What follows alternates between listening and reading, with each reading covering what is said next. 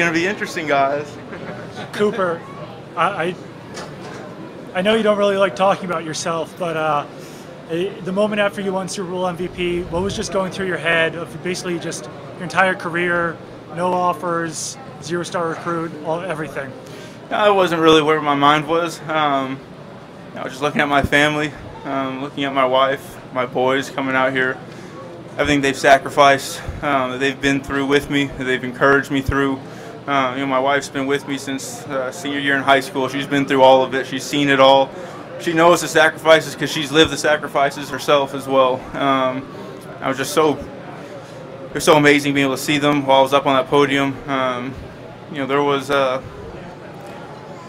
was in 2019 we walked off the field that last time after losing to the Patriots. I wasn't able to be a part of that thing. But I don't know what it was. There's just this vision that God revealed to me that we were going to come back. We were going to be a part of a Super Bowl. We were going to win it. And somehow I was going to walk off the field as the MVP of the game. And I shared that with my wife because I couldn't tell anyone else, obviously, what that was. But from the moment this postseason started, there was just a belief. Every game, it was written already.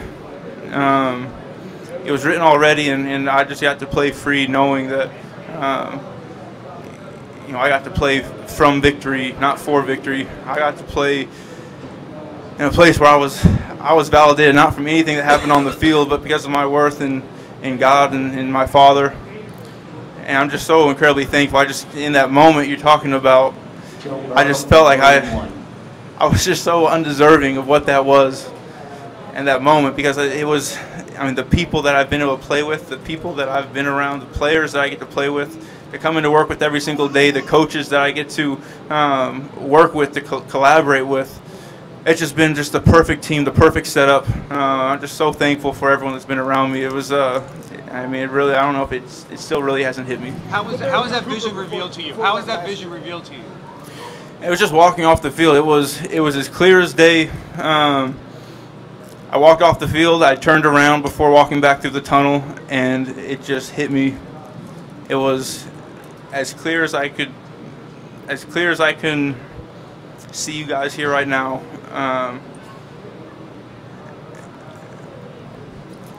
Cooper, pretty incredible. Can you walk us through your route on the winning touchdown, of what you're supposed to do on that play? It looked like you're trying to get leverage inside and then go outside.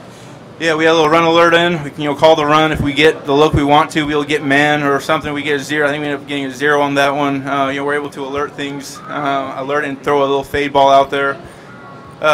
Eli Apple had been playing me pretty well the entire game. Really came up, challenged me.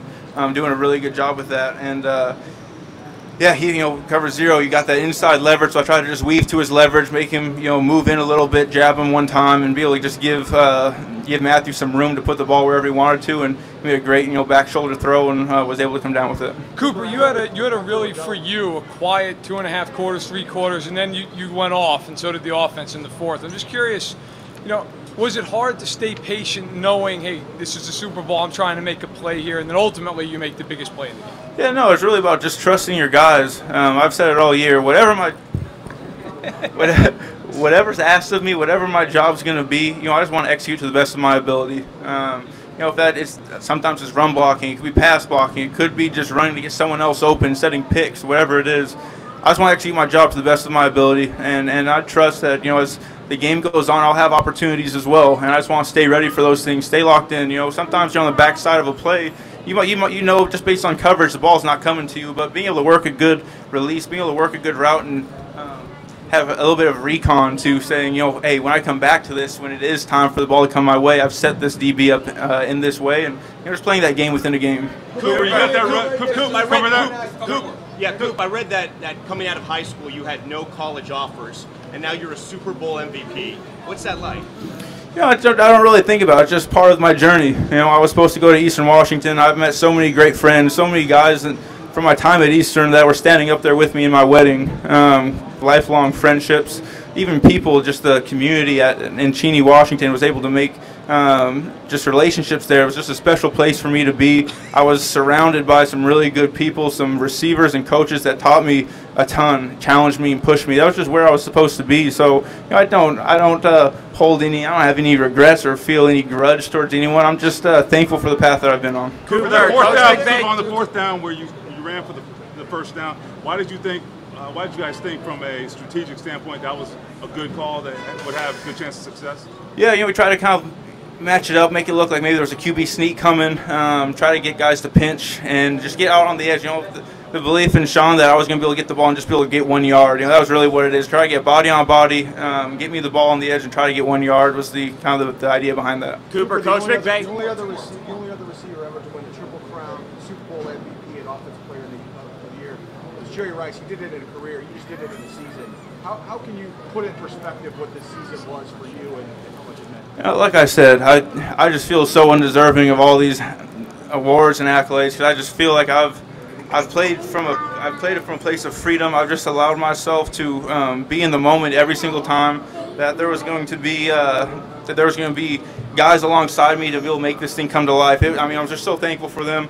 It was all these things are truly they're team awards. You aren't a successful receiver without all the other 10 guys on the field doing their job. So.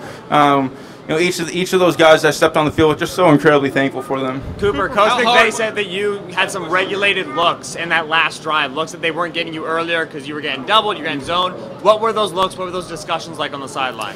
Yeah, well, Sean did a great job. We were kind of in a hurry up that whole last drive, being able to kind of keep them from setting some rushes, but also keep them in just zone calls where you can kind of put some pressure on them, get calls that they just feel comfortable playing.